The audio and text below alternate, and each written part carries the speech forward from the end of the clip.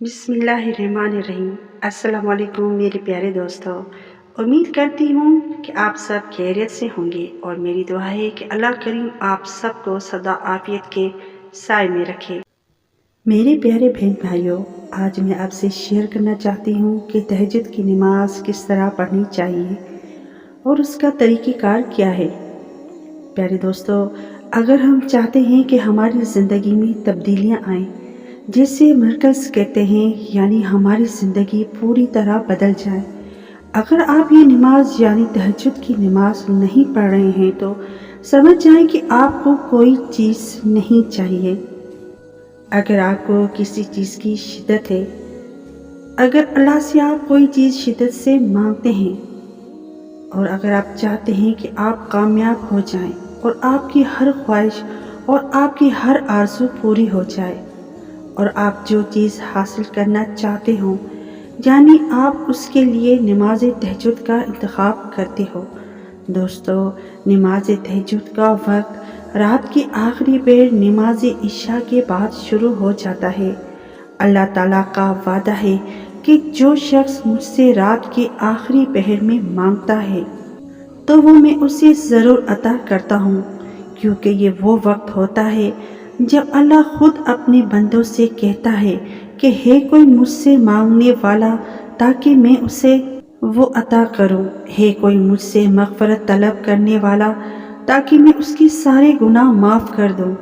پیارے دوستو، تہجد کا وقت ہمارے لیے ایک گولڈن ٹائم ہوتا ہے جسے ہم مس کر دیتے ہیں۔ دوستو، تہجد کی نماز کی کوئی اذان نہیں ہوتی، بس یہ ہمارے دل کی جو آواز ہوتی ہے کہ ہم تہجد کی نماز ادا کریں۔ ہمارا شوق، ہماری محبت، اللہ کا بلاوا، یہ ہمارے لیے اذان ہوتی ہے، اور اس وقت ہم جو بھی اللہ سے مانگتے ہیں اللہ ہمیں ضرور عطا کرتا ہے۔ کچھ وقت ضرور لگتا ہے پر اللہ ہماری دعائیں ضرور سنتا ہے۔ تو دوستو، اب چلتے ہیں تہجد کی نماز کے وقت کے بارے میں۔ تہجد کی نماز وقت عشاء کی نماز کے بعد شروع ہو جاتا ہے، جو فجر کی نماز سے پہلے تک رہتا ہے۔ آپ یہ نماز اس ٹائم کے اندر کبھی بھی پڑھ سکتے ہیں، لیکن جو بہترین ٹائم ہے وہ یہ ہے کہ آپ فجر کی نماز سے 1-2 گھنٹہ پہلے پڑھیں۔ رات کا آخری وقت ہوتا ہے اور اس میں سکون بھی ہوتا ہے، جب آپ اللہ تعالیٰ سے باتیں کر رہے ہوں، کوئی بھی آپ کو تنگ نہ کرے، بس آپ ہو اور اللہ کی ساتھ ہو۔ آپ اپنی مایوسی، تکلیف، پریشانی سب اللہ تعالیٰ سے شیئر کریں۔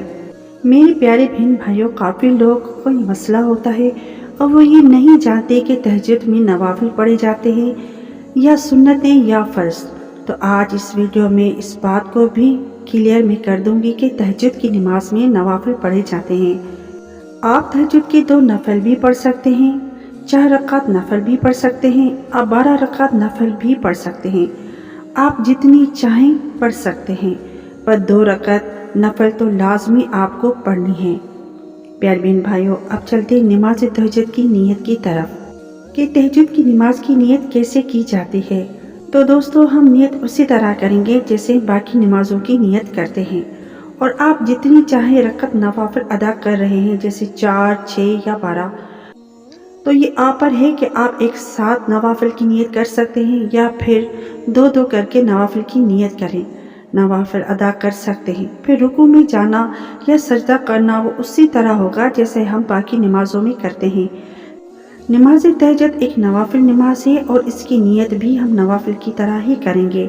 ہمارے پیارے آقا صلی اللہ علیہ وسلم کا فرمان ہے کہ فرض نماز کے نوافل کے بعد سب سے زیادہ افضل تہجد کی نماز کے نوافل ہیں۔ تو تہجد کی نماز ایک نفل نماز ہے، تو ہم نیت بھی نفل نماز ہی کی طرح کریں گے۔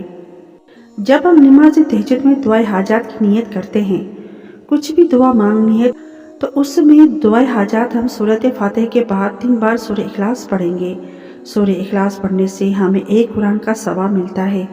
جب سورہ اخلاص پڑھ لیں گے تو پھر ہم اس کے بعد آیت الکرسی پڑھیں گے، پھر رکوع اور پھر سجدہ کریں گے۔ ہاں، ہمیں سجدے تھوڑے لمبے کرنے ہوتے ہیں۔